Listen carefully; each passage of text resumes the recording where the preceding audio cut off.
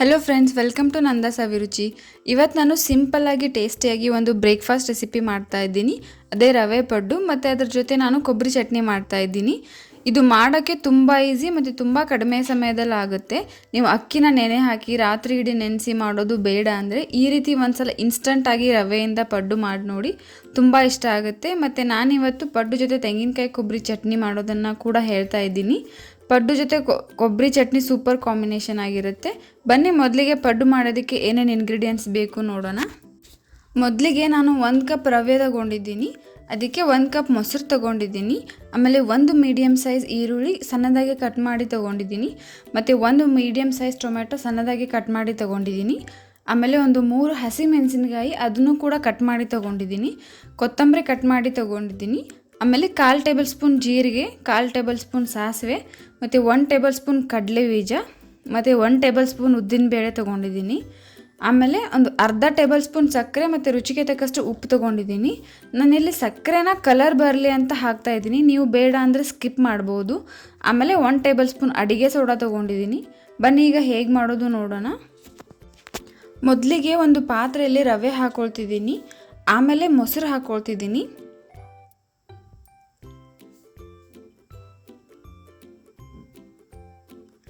ಆಮೇಲೆ ರುಚಿಗೆ ತಕ್ಕಷ್ಟು ಉಪ್ಪು ಹಾಕ್ಕೊಳ್ತಿದ್ದೀನಿ. ಆಮೇಲೆ ಸಕ್ಕರೆ ಹಾಕ್ಕೊಳ್ತಿದ್ದೀನಿ. ಆಮೇಲೆ ಕೊತ್ತಂಬರಿ ಹಾಕ್ಕೊಳ್ತಿದ್ದೀನಿ. ಆಮೇಲೆ 1/4 ಟೇಬಲ್ ಸ್ಪೂನ್ ಜೀರಿಗೆ ಹಾಕ್ಕೊಳ್ತಿದ್ದೀನಿ. ಆಮೇಲೆ ಅಡುಗೆ ಸೋಡಾ ಹಾಕ್ಕೊಳ್ತಿದ್ದೀನಿ. ಎಲ್ಲನೂ ಒಂದು ಸಲ ಚೆನ್ನಾಗಿ ಮಿಕ್ಸ್ ಮಾಡ್ತಾ ಇದ್ದೀನಿ. ಎಲ್ಲ ಮಿಕ್ಸ್ ಆದಮೇಲೆ ಇದನ್ನು ನೀವು ಒಂದು 10ರಿಂದ 15 ನಿಮಿಷಗಳ ಕಾಲ ನೆನೆಯೋಕೆ ಇಡ್ತಾ ಇದ್ದೀನಿ.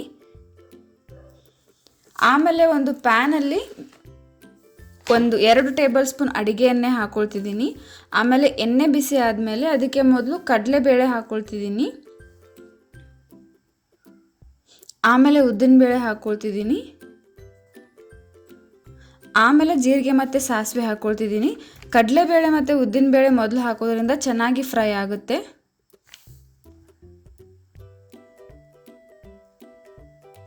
ಆಮೇಲೆ ಇದಕ್ಕೆ ಕಟ್ ಮಾಡಿರೋ ಟೊಮೆಟೊ ಹಾಕ್ಕೊಳ್ತಿದ್ದೀನಿ. ಅದನ್ನು ಮಿಕ್ಸ್ ಮಾಡಿಕೊಂಡು ಇದಕ್ಕೆ ಕಟ್ ಮಾಡಿರೋ ಈರುಳ್ಳಿ ಹಾಕ್ಕೊಳ್ತಿದ್ದೀನಿ. ಆಮೇಲೆ ಕಟ್ ಮಾಡಿರೋ ಹಸಿಮೆಣಸಿನಕಾಯಿ ಹಾಕ್ಕೊಳ್ತಿದ್ದೀನಿ. ಎಲ್ಲನೂ ಒಂದು 3ರಿಂದ 4 ನಿಮಿಷಗಳ ಕಾಲ ಫ್ರೈ ಮಾಡಿಕೊಂಡು ಅದನ್ನು ಒಂದು 5 ನಿಮಿಷಗಳ ಕಾಲ ತಣ್ಣಗಾಗಕ್ಕೆ ಬಿಡಬೇಕು. ನೀವು ಇದೆಲ್ಲ ಫ್ರೈ ಮಾಡದೆ ಡೈರೆಕ್ಟಾಗಿಯೂ ರವೆಯಲ್ಲಿ ಹಾಕ್ಬೋದು, ಆದರೆ ಫ್ರೈ ಮಾಡೋದ್ರಿಂದ ಟೇಸ್ಟ್ ತುಂಬ ಚೆನ್ನಾಗಿ ಬರುತ್ತೆ. ಇದು ತಣ್ಣಗಾದ್ಮೇಲೆ ನೆನೆಯೋಕಿಟ್ಟಿರೋ ರವೆಯಲ್ಲಿ ಹಾಕಿ ಚೆನ್ನಾಗಿ ಒಂದ್ಸಲ ಮಿಕ್ಸ್ ಮಾಡ್ತಾ ಇದ್ದೀನಿ.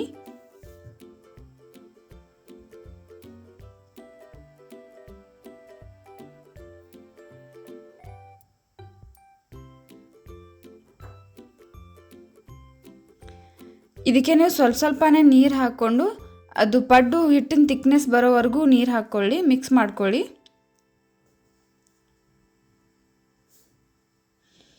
ಆಮೇಲೆ ಇಲ್ಲಿ ಪಡ್ಡು ಮಾಡೋ ತವೆ ಇಟ್ಕೊಂಡಿದ್ದೀನಿ, ಅದಕ್ಕೆ ಸ್ವಲ್ಪನೇ ಎಣ್ಣೆ ಹಾಕ್ಕೊಳ್ತಿದ್ದೀನಿ.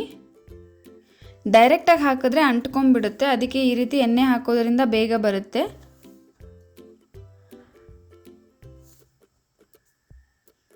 ಆಮೇಲೆ ಈ ರೀತಿಯಾಗಿ ಸ್ವಲ್ಪನೇ ಹಿಟ್ಟು ಹಾಕ್ಕೊಳ್ತಿದ್ದೀನಿ, ರವೆ ಹಾಕ್ಕೊಳ್ತಿದ್ದೀನಿ.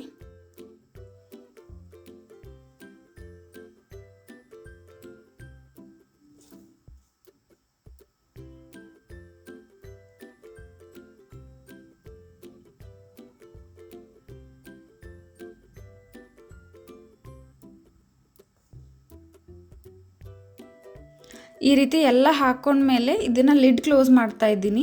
ಲಿಡ್ ಕ್ಲೋಸ್ ಮಾಡಿ ಲೋ ಫ್ಲೇಮಲ್ಲಿ ಒಂದು 3ರಿಂದ 4 ನಿಮಿಷಗಳ ಕಾಲ ಬೇಯಿಸ್ಕೋಬೇಕು. ಆಮೇಲೆ ಲಿಡ್ ಓಪನ್ ಮಾಡಿ ಅದನ್ನು ಇನ್ನೊಂದು ಸೈಡ್ ತಿರುಗಿಸಿ ಬೇಯಿಸ್ಕೊಳ್ಬೇಕು.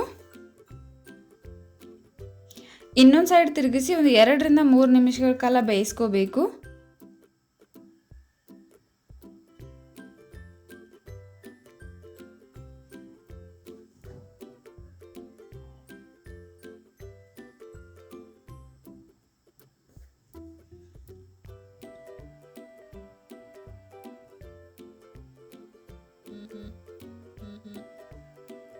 ಈಗ 2 ಸೈಡ್ ಬೆಂದ ಮೇಲೆ ಇದನ್ನು ಒಂದು ಪ್ಲೇಟಲ್ಲಿ ಟ್ರಾನ್ಸ್ಫರ್ ಮಾಡಿ ತೊಗೊಳ್ತಾ ಇದ್ದೀನಿ.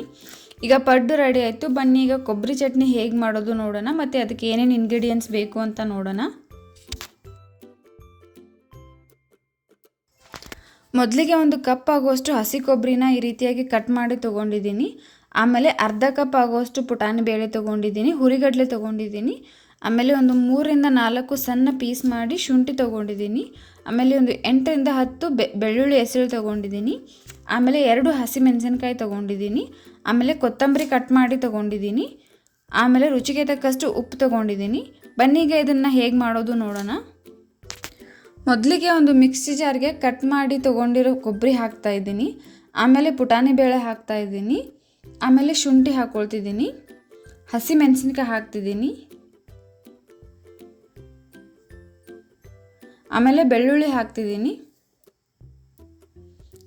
ಆಮೇಲೆ ಕೊತ್ತಂಬರಿ ಹಾಕ್ತಾಯಿದ್ದೀನಿ. ಆಮೇಲೆ ರುಚಿಗೆ ತಕ್ಕಷ್ಟು ಉಪ್ಪು ಹಾಕ್ಕೊಳ್ತಿದ್ದೀನಿ. ಆಮೇಲೆ ಇದಕ್ಕೆ ಸ್ವಲ್ಪನೇ ನೀರು ಹಾಕ್ಕೊಂಡು ಇದನ್ನು ಸಣ್ಣದಾಗಿ ರುಬ್ಬಿ ತೊಗೊಳ್ತಿದ್ದೀನಿ. ನಿಮಗೆ ಚಟ್ನಿ ಯಾವ ಕನ್ಸಿಸ್ಟೆನ್ಸಿಗೆ ಬೇಕು ಅದ್ರ ಮೇಲೆ ನೀವು ನೀರು ಹಾಕ್ಕೊಳ್ಳಿ. ನೋಡಿ ಇಷ್ಟೇ, ತುಂಬ ಈಸಿಯಾಗಿ ಸೂಪರಾಗಿ ಒಂದು ಬ್ರೇಕ್ಫಾಸ್ಟ್ ರೆಸಿಪಿ ರೆಡಿ ಆಯಿತು. ನೀವು ಒಂದ್ಸಲ ಟ್ರೈ ಮಾಡಿ. ನೀವು ಇನ್ನೂ ನಮ್ಮ ಚಾನಲ್ನ ಸಬ್ಸ್ಕ್ರೈಬ್ ಮಾಡಿಲ್ಲ ಅಂತಂದರೆ ಪ್ಲೀಸ್ ಈಗಲೇ ಹೋಗಿ ಸಬ್ಸ್ಕ್ರೈಬ್ ಮಾಡಿ. ಮತ್ತು ಇದೇ ರೀತಿ ನಾನು ಹಾಕೋ ಎಲ್ಲ ವೀಡಿಯೋ ನೋಟಿಫಿಕೇಷನ್ಗೆ ಪಕ್ಕದಲ್ಲಿರೋ ಬೆಲ್ ಐಕಾನ್ನ ಕ್ಲಿಕ್ ಮಾಡಿ.